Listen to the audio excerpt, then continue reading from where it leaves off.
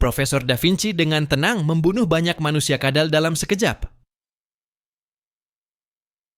Para manusia kadal itu bisa ditempatkan di sini karena memiliki kekuatan yang sangat tangguh. Setidaknya, mereka setara dengan tingkat kapten manusia. Namun mereka tetap tidak mampu menahan satu serangan dari Profesor Da Vinci. Ketika serangan mereka jatuh ke tubuh Profesor Da Vinci, semuanya tertahan oleh lapisan transparan yang mirip jas hujan. Walaupun lapisan transparan itu sangat tipis, bahkan senjata laser yang tampak kuat pun tidak mampu menembusnya. Bing Lihuan menyaksikan belasan bawahannya dibunuh dengan matanya sendiri. Api amarah membara di dalam sorot matanya. Namun dia bukanlah orang yang tak rasional. Alih-alih marah besar, dia hanya berkata dengan dingin, "Kalian adalah pasukan terdepan dari Huaxu? Garis depan belum ditembus, tapi kalian sudah langsung menyerang markas besar Kekaisaran Wuluan. Tidakkah kalian tahu bahwa tindakan ini sama saja dengan mencari mati?" Profesor Da Vinci mengangkat kepalanya, menatapnya, lalu berkata dengan datar, "Kalau perisai pertahanan kalian belum hancur, memang benar demikian. Hanya saja, sekarang keunggulan kalian sudah sepenuhnya hilang. Seluruh wilayah pusat kota dipenuhi celah. Jadi, kemenangan dan kekalahan sudah sangat jelas. Apa kau tidak mau mempertimbangkan untuk menyerah? Aku sangat tertarik meneliti struktur tubuh kalian. Mungkin kau bisa menjadi asistennya aku." Mendengar penghinaan itu, tatapan Bing Lihuan langsung dipenuhi niat membunuh. Ia mengangkat kedua lengannya, seolah hendak menguasai seluruh dunia. Rambut di kepalanya bergetar, terbang tanpa angin. Cahaya putih terkondensasi di matanya yang dingin, lalu seluruh tanah di area itu mulai bergetar hebat. Boom! Da Vinci dan Brian merasakan guncangan kuat. Tanah bahkan miring hingga 50 derajat. Namun kaki Da Vinci tetap berdiri teguh di atas tanah. Tempat ini benar-benar berguncang. Untung sepatuku bisa melawan gravitasi. Profesor Da Vinci memandang sepatunya dengan bangga. Dengan sepatu itu, ia bahkan bisa berdiri terbalik di langit-langit. "Sekarang bukan saatnya untuk berbangga diri," ujar Brian sambil tak tahan untuk mengeluh. Lalu mereka melihat banyak gedung pencakar langit di sekeliling mereka tercabut dari tanah. Bangunan raksasa bagi manusia itu dicabut bagaikan seikat daun bawang, lalu dilemparkan dengan keras ke arah mereka. Bing Lihuan bertarung dengan tegas. Karena musuh sudah masuk ke pusat kota, ia tidak peduli lagi apakah gedung-gedung itu milik bangsawan atau perusahaan besar. Satu demi satu gedung menjulang tinggi dilemparkan ke arah Brian dan Profesor Da Vinci menutupi langit. Tanpa ragu sedikit pun, Brian mengangkat kedua kaki anjing putihnya, seperti sedang berdoa. Domain kehilangan gravitasi. Gravitasi berkurang drastis. Gedung-gedung yang semula berbobot miliaran ton jatuh dengan sangat lambat. Profesor Da Vinci menyingsingkan lengannya, lalu dengan gagah berani berlari maju. Ia menendang dan meninju gedung-gedung itu di udara. Pukulan dan tendangannya tidak terlihat cepat atau keras, tetapi bagaikan semut yang menggoyang pohon besar. Ia berhasil menendang terbang gedung-gedung sebesar gunung itu. Meskipun gravitasi sudah dilemahkan jutaan kali, kemampuan Profesor Da Vinci menendang jauh benda sebesar itu, menunjukkan ia memang memiliki keahlian bertarung. Namun, hingga kini, kemampuan aslinya masih merupakan misteri. Tak pernah ada yang melihatnya bertarung secara langsung. Bing Lihuan yang melihat pemandangan itu segera menyimpulkan kemampuan mereka. Setidaknya, Brian si anjing putih itu benar-benar bisa mengendalikan gravitasi. Hal itu tidak diragukan lagi. Serangan barusan hanyalah percobaan. Ia memang tidak berniat mengakhiri lawan dengan satu serangan. Namun, dengan melemparkan bangunan, ia berhasil memperoleh informasi penting. Itu sudah sangat berarti. Gravitasi? Benar-benar kemampuan yang menarik. Senyum tipis terukir di bibir Bing Lihuan, namun matanya hanya memancarkan niat membunuh. Ia mengangkat kedua lengannya dan menekan ke arah satu manusia dan satu anjing. Sui-sui Nian. Angin menderu, sebuah kekuatan tak terlihat seketika menerpa Brian dan Da Vinci. Tanpa ragu, Profesor Da Vinci segera bersembunyi di belakang Brian setelah merasakan tekanan angin itu. Sebagai anjing hasil modifikasi, Brian memiliki tubuh yang sangat kuat. Bukan berarti kemampuan bertarung jarak dekatnya setara dengan manusia kadal tipe penguat. Kenyataannya, kemampuan jarak dekatnya biasa saja. Namun daya tahannya terhadap pukulan jauh melebihi rata-rata manusia kadal tingkat pengajar. Di Columbia, dalam Asosiasi Ilmu Pengetahuan Alam, ia memiliki julukan terkenal, Raja Legendaris yang Tahan Pukul. Tak heran, sejak awal Profesor Da Vinci memodifikasinya memang hanya untuk dijadikan anjing alat dengan berbagai kemampuan praktis yang serba penuh. Meskipun merasa kesal, Brian tetap setia menggunakan tubuhnya untuk menahan serangan demi Da Vinci. Ketika berdiri tegak dengan dua kaki, tingginya bahkan lebih besar setengah kepala dibanding si lelaki tua. Niat membunuh dalam serangan telekinesis itu begitu mengerikan. Cara menggunakannya biasanya ada dua. Pertama, mengendalikan benda. Kedua, langsung melancarkan serangan jarak jauh dengan telekinesis. Cara kedua membutuhkan kendali telekinesis yang lebih tinggi, tetapi daya hancurnya juga jauh lebih kuat. Brian menekan kedua tangannya ke bawah. Domain super! Ia segera menciptakan sebuah medan super di depannya, berusaha mengalihkan arah kekuatan lawan. Namun kurang dari setengah detik setelah kemampuannya diluncurkan, ia merasakan tubuh depannya terkoyak. Wajah, tubuh, dan lengannya muncul luka-luka yang dalam. Darah menyembur deras. Brian meraung kesakitan, terkadang seperti anjing, terkadang seperti serigala. Medan supernya ternyata sama sekali tidak memengaruhi serangan lawan. Akibatnya, teknik Sui-Suinian milik Bing Lihuan menghantam seluruh tubuhnya. Kekuatan itu cukup untuk mencabik-cabik baja. Tubuh Brian tampak sangat menyedihkan. Seluruh bagian depannya penuh luka. Namun meski tampak mengerikan, luka itu hanyalah luka luar. Tidak ada yang benar-benar mencapai tulang. Bing Lihuan menyipitkan matanya. Pertahanan. Sungguh mengerikan. Kemampuan telekinesis biasanya tidak memiliki perisai pelindung, hanya bergantung pada tubuh. Namun tubuh anjing ini berhasil menahan serangannya. Kekuatan fisiknya jelas terlalu menakutkan. Bahkan manusia kadal tipe penguat tingkat pengajar, sekalipun mustahil bisa menahan dengan mudah. Bing Lihuan, indeks kekuatan 35.000, tingkat pengajar, pengguna telekinesis. Brian, kode nama Supernova, indeks kekuatan 33.000, anjing super hasil modifikasi, kemampuan. Kendali medan gaya. Profesor Da Vinci, kemampuan tidak diketahui, kekuatan tidak diketahui. Ketika Brian melompat-lompat menahan sakit, Profesor Da Vinci dengan tenang mengeluarkan sebuah pistol injektor dari sakunya dan menyuntikannya 1 dosis. Sebuah kejadian ajaib terjadi. Hanya dalam sekejap mata, luka-luka di tubuhnya ternyata semuanya lenyap begitu saja. Oh, terima kasih Tuhan. Aku merasa jauh lebih baik sekarang. Brian mengusap keringat dingin di dahinya. Kau seharusnya berterima kasih. Karena orang yang bersamamu adalah aku, anjing bodoh. Profesor Da Vinci menggerutu dengan wajah penuh rasa jijik. Sekarang kita harus memikirkan cara untuk menyingkirkan makhluk ini. Seorang pengguna kekuatan pikiran, ya? Kemampuan yang sangat langka, tapi juga cukup menantang.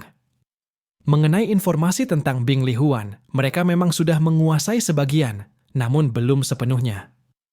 Tidak ada cara lain.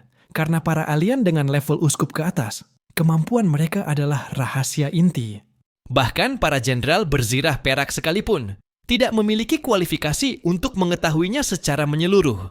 Namun pasangan ini, sejak datang ke sini, sudah menunjukkan cukup keyakinan untuk menyelesaikan misi yang diberikan oleh Yang Xingxin. Menahan satu-satunya alien level uskup di wilayah kota pusat. Ya, benar, Bing Lihuan. Sekarang ini adalah alien terakhir dengan level uskup milik Kekaisaran Wuluan. Pada saat itu, Bing Lihuan sedang menghubungi para petinggi kekaisaran. Musuh sudah menyerbu masuk ke wilayah kota pusat. Markas militer sedang diserang. Aku sedang bertarung dengan musuh. Istana harus waspada. Wajah para petinggi kekaisaran yang menerima kabar itu langsung berubah. Bahkan markas militer pun sudah diserang. Apakah ini berarti keadaan sudah begitu genting hingga negara akan hancur? Bagaimana bisa begini? Padahal belum sampai 2 jam. Apa garis pertahanan terkuat negara kita sudah sepenuhnya dihancurkan? Bagaimana dengan para prajurit itu? Berikan mereka perintah mati. Musuh sama sekali tidak boleh dibiarkan menyerang istana kekaisaran. Keparat, dasar sampah semuanya. Untuk apa kita memelihara mereka? Bahkan jika kita memelihara ratusan ribu ekor babi, butuh beberapa hari untuk menangkapnya. Tapi mereka... Wajah Siyi berubah-ubah. Dalam hatinya ia sangat panik. Tangannya yang diletakkan di bawah meja bergetar, memperlihatkan kegelisahannya. Ia membelai cincin kuno di jarinya. Hatinya dipenuhi keraguan. Tunggu sampai sang panglima besar kembali. Tunggu dia. Dalam hatinya masih ada sisa harapan terakhir. Selama Zhenglou belum mati, Kekaisaran Wuluan belum dianggap kalah. Meskipun banyak orang mati, bahkan jika keluarga kerajaan dan para bangsawan tinggi mati semua, selama Zhenglou bisa menang, ia tetap bisa menyelamatkan segalanya. Maka keluarga Wuluan masih punya harapan. Inilah alasan mengapa Zhang Yi belum memutuskan untuk mengakhiri pertarungannya dengan Zhenglou dan hanya menunda waktu pertempuran. Ia ingin menyisakan sedikit harapan bagi para petinggi Kekaisaran Wuluan agar mereka tidak memilih jalan mati bersama. Namun kini, Yang Xinxin dan pasukannya sudah semakin dekat. Melihat para menteri yang biasanya hidup mewah, tinggi hati, dan suka mengatur negeri dari atas, sekarang kacau balau tanpa sedikit pun wibawa, Siyi merasa sangat muak. Tutup mulut, semuanya diam. Ia menghantam meja dengan keras, menghardik dengan suara marah. Sekejap, seluruh ruang rapat para petinggi menjadi hening. Semua orang menatap sang kaisar dengan sorot mata penuh ketakutan dan keputusasaan. Apakah dengan tidak ribut masalah akan terselesaikan? Pertemuan para petinggi seperti ini pun tidak bisa menyelesaikan masalah perang. Intrik politik itulah yang mereka paling kuasai. Siyi menarik beberapa napas panjang, berusaha menenangkan dirinya. Tunggu kabar dari Panglima Besar Zhenglou. Aku percaya, Dewa Perang Kekaisaran Wuluan tidak akan kalah. Tapi, jika Kekaisaran Wuluan benar-benar kalah kali ini, maka... Siyi bersandar di atas singgasana mewah. Pandangannya yang redup menyapu seluruh ruangan, melihat satu persatu orang yang hadir. Kita semua harus ikut tenggelam bersama Kekaisaran. Kata-kata ini membuat punggung semua orang terasa dingin. Ucapan Siyi sampai di titik itu berarti memberitahu mereka, hari ini tidak seorang pun boleh meninggalkan tempat. Membawa keluarga dan harta, melarikan diri dari Kekaisaran Wuluan. Jalan pengecut itu sudah sepenuhnya tertutup. Sekarang mereka hanya bisa hidup bersama Kekaisaran atau mati bersamanya. Sudahlah, sudahlah. Menteri Keuangan menghela napas, menumpu pada tongkat, lalu duduk. Keluarga Kikika kami telah melayani keluarga kerajaan selama berabad-abad lamanya. Sudah sepantasnya mendampingi Yang Mulia hingga akhir. Namun di balik ucapannya itu penuh dengan rasa gelisah. Mereka sudah kehilangan kepercayaan diri. Markas militer berjarak hanya sekitar 50 km dari sini. Untuk alien berlevel tinggi atau pasukan mekanis elit, waktu kurang dari 10 menit sudah cukup untuk mencapai istana. Bagaimana bisa disebut aman lagi? Siyi perlahan menutup matanya, tidak menghiraukan tatapan penuh keluhan para menterinya. Yang bisa ia lakukan sekarang hanyalah menunggu hasil pertempuran. Di depan istana, ribuan prajurit kadal dengan zirah perang paling canggih sudah menutup rapat semua jalan di sekitarnya. Pasukan pengawal istana berjumlah 3.000 orang. Semuanya adalah prajurit elit di antara yang elit. Sebagian besar di antaranya adalah pengguna kemampuan alien yang kuat. Mereka menggenggam senjata dengan waspada, menjaga ketat sekitar istana, tidak mengizinkan siapapun mendekat. Merekalah benteng terakhir keluarga kerajaan. Medan pertempuran Da Vinci, Brian, dan Bing Lihuan. Bing Lihuan dengan cepat memastikan kemampuan Brian. Ia merasa sangat yakin bisa mengalahkan lawannya. Namun jika ingin membunuhnya, tampaknya butuh sedikit usaha. Pertahananmu sekuat apapun, tetap tidak akan bertahan dari serangan terus-menerusku, bukan? Bing Lihuan melayang tinggi di udara. Tubuhnya terbuka seperti salib, seolah hendak menguasai langit dan bumi. Cerewet! Kekuatan pikiran menyapu seperti badai, langsung menghantam Brian dan Profesor Da Vinci. Kekuatan pikiran adalah energi dari dimensi yang lebih tinggi, tidak terpengaruh oleh gravitasi. Karena itu, medan gravitasi Brian tidak bisa memutarnya. Pernah dirugikan sebelumnya, kini tanpa ragu ia memilih cara sebaliknya. Anti-gravitasi. Ia melindungi Profesor Da Vinci, menghentakkan kedua kaki ke tanah dan melesat ke udara layaknya roket. Kecepatannya mencapai tingkat yang gila, setidaknya 20 kali kecepatan suara. Seakan-akan ia bisa menembus kerak bumi, lalu melesat menuju luar angkasa. Dalam kecepatan setinggi itu, gesekan udara sangat mengerikan. Untungnya tubuh Brian keras, sementara Profesor Da Vinci terlindungi oleh pakaian tembus pandang seperti jas hujan, sehingga tetap aman. Setelah sampai di ketinggian, Profesor Da Vinci menatap dingin Bing Li Huan di bawah. Ia cepat-cepat mengeluarkan pistolnya. Menodong ke arah Bing Li Huan, ia menarik pelatuk. Seketika, pancaran sinar ungu yang kuat turun dari langit, seperti sorotan lampu panggung menyelimuti Bing Li Huan. Namun begitu sinar ungu mendekati tubuhnya, sesuatu yang aneh terjadi. Cahaya itu terdistorsi di udara, lalu memantul kembali. Sinar ungu mengenai Profesor Da Vinci dan Brian, membuat tubuh mereka seolah diliputi kabut ungu. Brian melongo, lalu berteriak panik dengan wajah penuh ketakutan. "Tenang, tenang, kau dasar bodoh. Benda ini tidak berbahaya bagi kita. Tolol."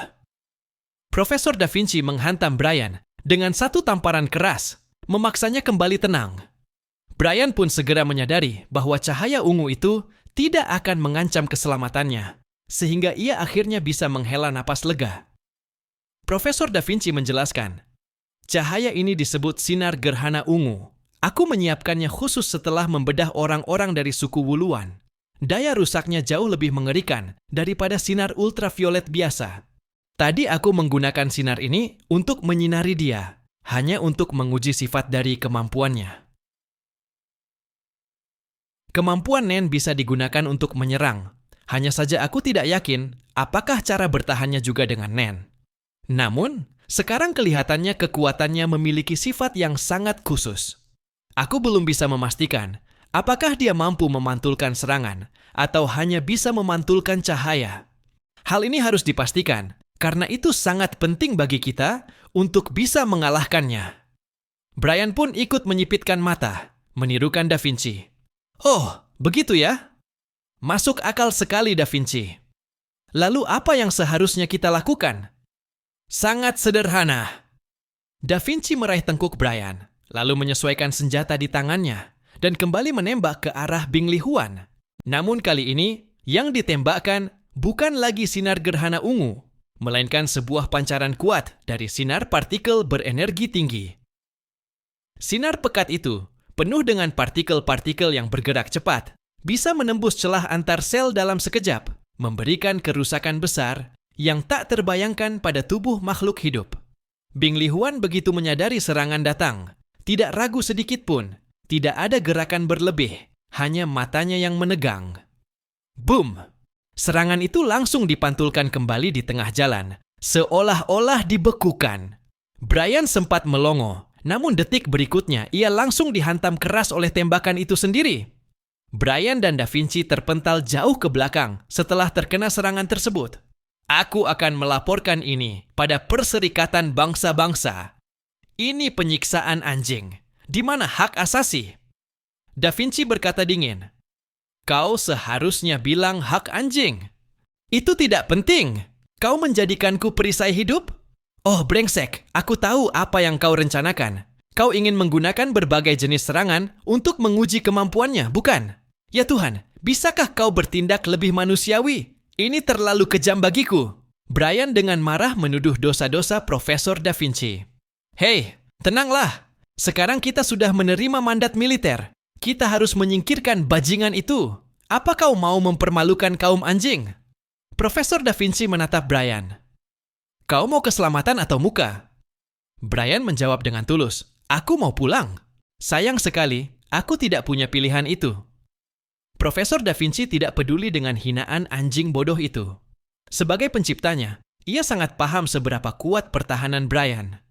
Dulu mereka pernah melakukan uji coba. Hanya dengan ayunan ekornya saja, Brian mampu melukai seorang alien setingkat uskup. Dalam jangka waktu yang cukup lama, Profesor Da Vinci harus memasang pelindung baja tebal di kakinya agar tidak patah karena sabetan ekor Brian. Masalahnya hanya satu, Brian terlalu malas dan sangat takut sakit. Namun, di masa perang, Da Vinci tidak akan lagi memanjakannya. Sekarang kelihatannya yang dipantulkan bukan hanya cahaya, tetapi juga serangan energi. Ini bukan sesuatu yang bisa dilakukan dengan sekadar nen. Selanjutnya, aku harus menguji lebih banyak hal. Profesor Da Vinci berkata demikian sambil melirik Brian. Bulu-bulu Brian langsung berdiri. Firasat buruk menyelimuti dirinya. Kau berniat melakukan apa padaku? Tidak ada apa-apa, hanya percobaan kecil saja. Profesor Da Vinci menyeringai dingin. Bing Li Huan menatap manusia dan anjing yang terbang di udara. Keningnya berkerut. Meski kekuatannya sangat kuat, namun bila lawan tidak berniat bertarung, ia memang tidak bisa membunuh seorang alien setingkat uskup. Alien tingkat tinggi memang sulit dibunuh. Kecuali seperti Zhang Yi yang memiliki keunggulan kecepatan, sehingga lawan tak sempat kabur. Brian bisa memanfaatkan medan tanpa gravitasi untuk memberi dirinya percepatan super, tentu sangat sulit dikejar. Namun Bing Li Huan tidak mengejarnya. Sekalipun kalian membantai rakyat di dalam kota, itu tidak masalah. Aku hanya perlu menjaga markas militer dan istana. Pikiran Bing Li Huan sangat jernih. Dua tempat itu adalah fondasi utama yang menopang agar kekaisaran tidak runtuh. Untuk wilayah lain, sekalipun jatuh ke tangan musuh, setelah Zheng Lu sang panglima kembali, semua itu bisa diatasi. Rakyat mati, yang selamat akan melahirkan lebih banyak. Bangunan hancur, bisa dibangun kembali. Bagaimanapun, dalam sejarah Kekaisaran Wuluan, hal semacam ini bukan pertama kalinya terjadi. Namun tak lama, ia mendapati lawan tidak kabur, malah menyerang langsung ke arahnya. Dari langit, sebuah bayangan hitam menembus udara, cepatnya bagaikan jet tempur hipersonik. Profesor Da Vinci menunggangi Brian, meluncur lurus ke arah Bing Li Huan, seperti peluru kanon. Haha, majulah Brian. Sekarang aku ingin lihat, kalau serangannya berupa fisik, apakah dia juga bisa memantulkannya? Profesor Da Vinci menggenggam senjata dengan tatapan liar penuh kegembiraan. Ia sangat menikmati sensasi bermain-main dengan nyawa, jauh lebih menyenangkan dibandingkan terkurung di laboratorium yang membosankan. Bing Li Huan menengadah, mengangkat kedua tangannya, fokus penuh dalam hati. Kekuatan penghancur segalanya pun meledak. Nen yang berhamburan seakan menghancurkan kaca tak kasat mata yang memenuhi langit, langsung mengarah ke Brian dan Profesor Da Vinci. Wajah anjingnya kini tanpa ekspresi, sudah pasrah dijadikan perisai. Da Vinci malah tertawa terbahak, mengangkat senjata dan menembak ke arah Bing Li Huan. Kali ini, sinar yang keluar dari laras berubah, menjadi jenis sinar berenergi tinggi lainnya. Namun hasilnya sama saja, tetap dipantulkan kembali. Da Vinci menatap jalur pantulan sinar itu, pikirannya mulai menebak-nebak sesuatu. Kecepatan Brian terlalu tinggi. Dalam sekejap ia sudah tiba di dekat Bing Li Huan. Mata Bing Li Huan menegang. Begitu melihat tubuh Brian, ia langsung tahu lawan berniat bertarung jarak dekat. Namun bertarung jarak dekat dengan seorang pengguna nen, itu benar-benar lelucon. Tentu saja ia tidak akan memberi Brian kesempatan itu. Telapak tangannya terangkat ringan, dan Brian langsung merasakan tubuhnya seolah ditarik tali tak terlihat, paksa menyimpang ke arah samping. Ia merasa dirinya masih terbang lurus sesuai jalur dan kecepatannya. Namun apa yang terlihat oleh matanya sama sekali tidak sesuai dengan perasaan tubuhnya. Perasaan ini aneh sekali. Apakah dia bermain sulap? Seru Brian. Tidak, dia bisa mengubah arah vektor. Profesor Da Vinci berkata dingin. Profesor Da Vinci pada saat itu sudah melihat kejanggalannya. Jika hanya menggunakan kekuatan pikiran untuk menahan serangan, maka baik Brian maupun dirinya seharusnya bisa merasakan jelas adanya pengaruh dari kekuatan luar terhadap tubuh mereka. Namun sekarang, mereka merasa seolah-olah gerakan mereka sama sekali tidak berubah, seakan memang diri mereka sendiri yang ingin mengubah lintasan gerakan itu. Dengan kata lain, kemampuan sejati lawan adalah mengubah vektor dalam suatu wilayah tertentu dengan dirinya sebagai pusat. Bahkan sinar korosi ungu yang ditembakkan Profesor Da Vinci pun bisa dipantulkan kembali dengan cara membalikkan arah vektornya. Pemikiran Profesor Da Vinci tidaklah keliru. Kemampuan sejati Bing Lihuan bernama pembalik vektor. Serangan apapun tidak akan berguna terhadapnya, karena semuanya akan dipelintir arah vektornya, bahkan berbalik kepada penyerangnya sendiri. Brian masih mempertahankan sikap terbang super cepatnya sambil bertanya, "Kalau begitu, bukankah itu berarti semua serangan tidak akan berpengaruh padanya?" Profesor Da Vinci menoleh ke arah Bing Lihuan, menyipitkan mata lalu berkata, "Tidak, di dunia ini tidak ada kemampuan yang sempurna. Semakin terlihat kuat sebuah kemampuan, celah kelemahannya justru semakin fatal." "Brian, coba lagi serang dia." Brian tertegun. Aku?" Profesor Da Vinci tidak menjawab, hanya menatapnya. Manusia dan anjing itu saling bertukar pandang tanpa kata. Maksud Profesor Da Vinci sudah jelas. "Kalau bukan kau, apa aku yang harus maju?" "Baiklah." Brian pun tak berdaya. Ia segera mengubah gaya gravitasi di sekitar tubuhnya agar kecepatannya melambat. Bing Lihuan menatap manusia dan anjing itu dengan sorotan serius, bahkan merasakan sedikit tekanan. Pertahanan dan kecepatan lawan terlalu mengerikan. Jika mantra berulangnya tidak bisa merobek tubuh mereka, maka membunuh mereka akan jadi sulit. Kalau begitu, cari cara agar mereka mati karena kemampuan mereka sendiri. Kedua telapak tangan Bing Lihuan terangkat, dua badai kekuatan pikiran yang tak kasat mata berputar gila di telapak tangannya, siap menyerang Brian dan Profesor Da Vinci kapan saja. Brian berpikir cukup lama, lalu akhirnya memutuskan untuk kembali menyerang. Namun kali ini, dari jarak yang sangat jauh, hidung besarnya sudah mulai mengerut, dan mata anjingnya yang biasanya ramah kini menjadi serius dan fokus. Hah! Ia mengangkat satu cakar, lalu melompat seperti seorang pahlawan super. Bing Lihuan segera mengangkat tangannya, bersiap menggunakan kekuatan mantra berulangnya untuk menyerang. Tetapi sebelum jarak di antara mereka berkurang beberapa kilometer, Brian lebih dulu melancarkan serangannya. Super gravitasi. Dengan Bing Lihuan sebagai pusat, gravitasi di wilayah itu meningkat puluhan ribu kali lipat dalam sekejap. Boom! Seluruh wilayah yang tadinya dipenuhi bangunan tinggi dan reruntuhan baru hancur rata tanah dalam sekejap. Besi, baja, dan beton yang kuat seolah dihantam palu raksasa. Semuanya dihancurkan dan tertekan menempel di tanah. Markas militer pun ikut tenggelam meski ada perlindungan luar, sehingga orang di dalamnya tidak langsung mati. Tapi penderitaan mereka sangatlah berat, hampir tertindih oleh tubuh sendiri hingga remuk. Tubuh Bing Lihuan juga mengalami jeda sesaat, seperti ada ribuan ton benda yang menyeretnya jatuh ke bawah. Namun, dengan meningkatkan keluaran kekuatan pikirannya, ia berhasil membentuk penghalang kuat yang melindunginya, perlahan menetralkan tekanan gravitasi itu. Kekuatan gravitasiku sepertinya tidak berpengaruh padanya. Apa yang harus kulakukan? Brian menoleh dengan wajah tak berdaya. Tidak, itu sudah berhasil. Profesor Da Vinci tiba-tiba tersenyum dengan wajah licik, tampak seperti penjahat dalam cerita lama. Kau tidak lihat, saat kau melancarkan super gravitasi tadi, tubuhnya sempat tertarik turun.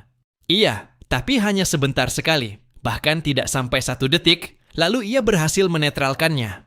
Lalu apa gunanya? Profesor Da Vinci menjawab. Itu berarti kecepatan reaksinya tidak setinggi itu. Kalau untuk menetralkan gravitasi saja butuh waktu, begitu pula dengan serangan kekuatan lain. Mengendalikan vektor adalah wilayah dewa. Jika manusia berani menyentuhnya, mereka bisa saja celaka sendiri. Ia lalu mengangkat jari telunjuk kiri dan menekan pelipisnya, seperti menirukan gerakan menembak. Kunci mengendalikan kekuatan ini ada pada kapasitas otak. Begitu ada kesalahan perhitungan, akibatnya bisa fatal. Brian memasang wajah datar seperti ikan mati dan menjawab, "Banyak kali kau bicara seakan aku mengerti, padahal sebenarnya aku tidak paham sama sekali." Profesor Da Vinci menggeram, "Tidak perlu kau mengerti, yang penting ikuti saja perintahku." Sekarang, buat dia merasakan ketidakseimbangan gravitasi. Ganggu terus medan gravitasi di sekitarnya. Aku ingin melihat seberapa kuat kecepatan reaksi dan kapasitas otaknya. Brian segera mengangkat kedua tangannya di depan tubuh, karena badai kekuatan pikiran Bing Lihuan sudah menyapu deras ke arah mereka. Boom! Badai itu seperti topan, pecahan kekuatan pikiran, bagaikan pecahan kaca tajam menyapu tubuh Brian dari segala arah. Kemampuan itu hampir mustahil dipengaruhi gravitasi karena tidak memiliki massa. Kecuali Brian bisa menciptakan gravitasi setingkat lubang hitam, ia takkan bisa menahannya. Untungnya, tubuhnya keras dan kuat, ditambah Profesor Da Vinci telah menyuntikkan obat penguat regenerasi sel. Serangan itu memang sakit, tetapi belum cukup mematikan. Puluhan pecahan kekuatan pikiran menggores tubuh Brian. Dalam waktu singkat wajah dan tubuhnya penuh luka. Darah segar mengalir membuatnya terlihat seperti seekor labrador merah. Saat ini hanya setengah bagian depan tubuhnya yang merah, sedangkan punggungnya masih tetap putih. Mata Brian dipenuhi urat darah karena rasa sakit. Dalam hatinya ia mengutuk Profesor Da Vinci yang tak pernah menganggapnya setara manusia, sekaligus sangat membenci wanita yang melukai dirinya itu. Dengan 4 kakinya menghantam tanah, ia melesat gila-gilaan ke arah Bing Li Huan. Tatapan Bing Li Huan membeku. Datang tepat waktu. Ia kembali mengumpulkan badai kekuatan pikiran, siap menyerang Brian. Sekuat apapun pertahanan, tetap ada batasnya. Menyiksa lawan dengan serangan berulang memang lambat, tapi cepat atau lambat bisa membunuh juga. Namun tiba-tiba, Brian mengubah arah di udara. Ia tidak lagi langsung menerjang Bing Li Huan, melainkan berlari dalam lintasan melengkung. Lintasannya tidak beraturan, tidak bisa diprediksi. Bing Li Huan sedikit mengernyit, dan setelah berpikir sejenak, ia memahami maksud Brian. Dengan gerakan acak, dia ingin membuatku tidak bisa memprediksi lintasannya agar bisa mendekatiku. Bing Li Huan tersenyum dingin. Menurutnya, cara Brian itu sangat konyol.